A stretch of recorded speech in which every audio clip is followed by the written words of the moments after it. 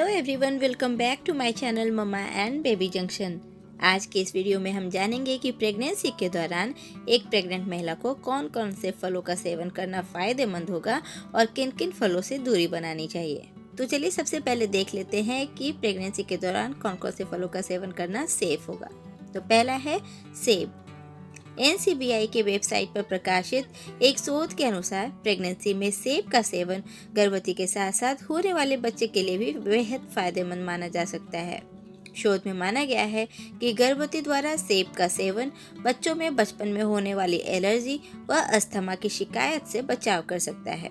इसके अलावा सेब में vitamin C, vitamin A, fibre, iron, calcium, folate, potassium और पेक्टिन जैसे पोषक तत्व पाए जाते हैं। ये सभी पोषक तत्व गर्भावस्था में जरूरी माने जाते हैं।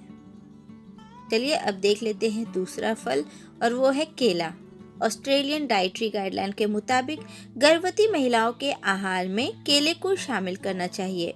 वहीं एक शोध की माने तो केले में potassium, fibre, calcium, magnesium, selenium, iron, folate आदि पोषक तत्व मौजूद होते हैं।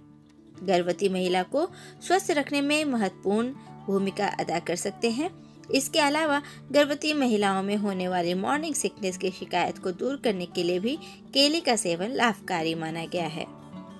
चलिए अब देख लेते हैं तीसरा फल, और वो है संतरा।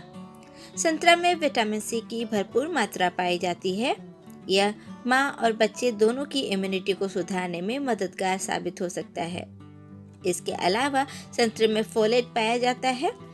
फोलेट भ्रूण के विकास के लिए महत्वपूर्ण तत्वों में से एक है। इस तरह गर्भावस्था के दौरान संतरे को आहार का हिस्सा बनाना लाभकारी साबित हो सकता है। अब देख लेते हैं अगला, और अगला है अनार। अनार एंटीऑक्सीडेंट गुणों से भरपूर होता है, जो गर्भावस्था में भ्रूण को पोषण देने के साथ प्लेसेंटा पर सुरक्षित प्रभाव डाल सकता है। इसके अलावा इसमें पाए जाने वाले फोलेट भ्रूण को सुरक्षित रखने के साथ साथ जन्म दोष से भी बचाव कर सकता है। इसके अलावा यह सूजन से बचाव के साथ इम्यूनिटी को बूस्ट करने में भी मदद करता है। अब अगला है तरबूज। प्रेगनेंसी में आहार में तरबूज को शामिल करने के फायदे देखे जा सकते हैं।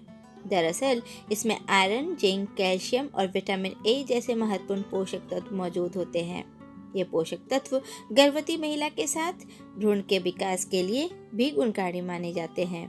इसके अलावा एक अन्य शोध में बताया गया है कि तरबूज में लाइकोपिन नामक केमिकल कंपाउंड होता है, जो इंट्रा यूटेराइन ग्रोथ रेस्ट्रिक्शन यानी गर्भावस्था के दौरान बच्चे का सामान्य वजन न बढ़ पाने के जोखिम को काफ़ी हद तक कम कर सकता है। अगला फल है कीवी। प्रेगनेंसी में कौन से फ्रूट खाने चाहिए, इसमें एक नाम कीवी का हो सकता है।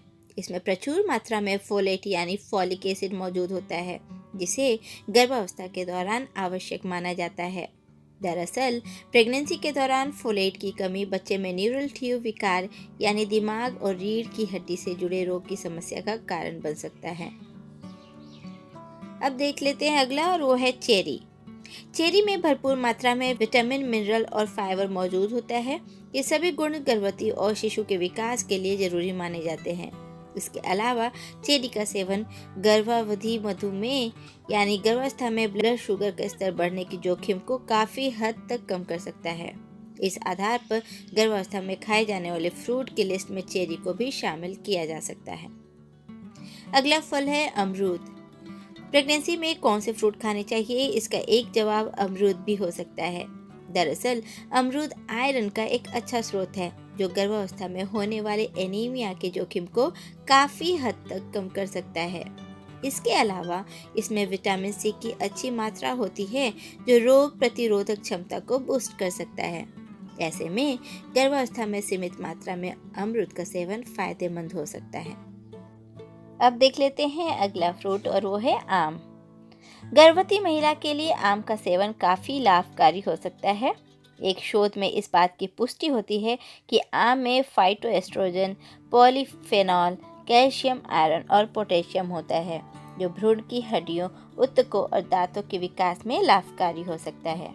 इसके अलावा इसमें विटामिन सी भी पाया जाता है, जो पाचन तंत्र को मजबूत बनाने के साथ साथ कब्ज से भी राहत दिला सकता है। चलिए अब देख लेते हैं अगला फल और वो है नाशपाती। विश्व स्वास्थ्य संगठन यानी WHO द्वारा जारी गर्भवती के आहार से जुड़ी गाइडलाइन में बताया गया है कि नाशपाती में मौजूद विटामिन, मिनरल व फोलेट गर्भावस्था में होने वाली अनीमिया की शिकायत के जोखिम को काफ़ी कम करने में अहम भूमिका निभा सकती है। इसके साथ ही इसमें विटामिन सी भी पाया जाता है, जो गर्भ में पल रहे शिशु के स्वास्थ्य के लिए महत्वपूर्ण होता है। चलिए अब देख लेते हैं कि प्रेगनेंसी में कौन सा फ्रूट हमें नहीं खाना चाहिए।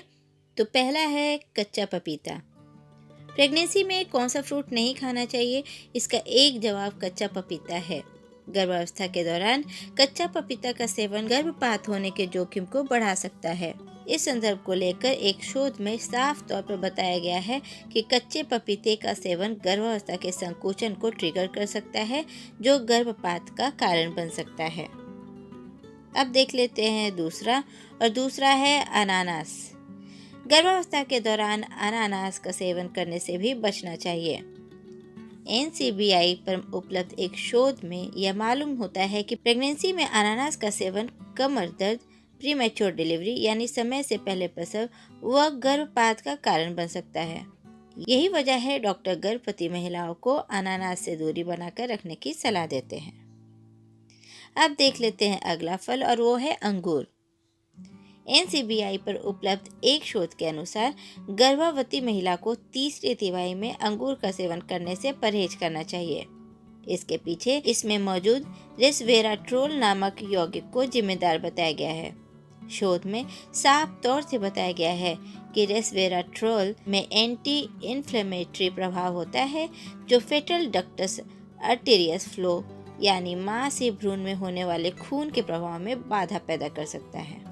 तो इसलिए इन फलों के सेवन से प्रेगनेंसी के दौरान हमें बचना चाहिए। तो ये था आज का वीडियो, जिसमें हमने देखा कि प्रेगनेंसी के दौरान कौन कौन से फ्रूट्स खाना सेफ होगा और कौन कौन से फ्रूट्स खाने से हमें बचना चाहिए। होप कि आपको ये वीडियो यूजफुल लगा होगा, ये वीडियो पसंद आया होगा। अगर पसंद आया है तो वीडियो को अभी लाइक कीजिए और इस वीडियो को ज़्यादा से ज़्यादा शेयर भी ज़रूर कीजिए। और मम्मा और बेबी से रिलेटेड अदर वीडियोस देखने के लिए हमारे चैनल को अभी सब्सक्राइब कीजिए, ताकि सारे वीडियोस सबसे पहले आप तक पहुंचाया जा सके। और अपना फीडबैक हमें प्लीज़ कमेंट बॉक्स में ज़रूर मेंशन कीजिए। और मम्मा और बेबी से रिलेटेड अदर वीडियोस देखने के लिए आप हमारे चैनल पेज पे भी विजिट कर सकते हैं, जहां सारे वीडियोस अवेलेबल है। तो चलिए अब इस वीडियो को यहीं समाप्त करते हैं और मिलते हैं अपने नेक्स्ट वीडियो में। तब तक के लिए take care. Thanks for watching.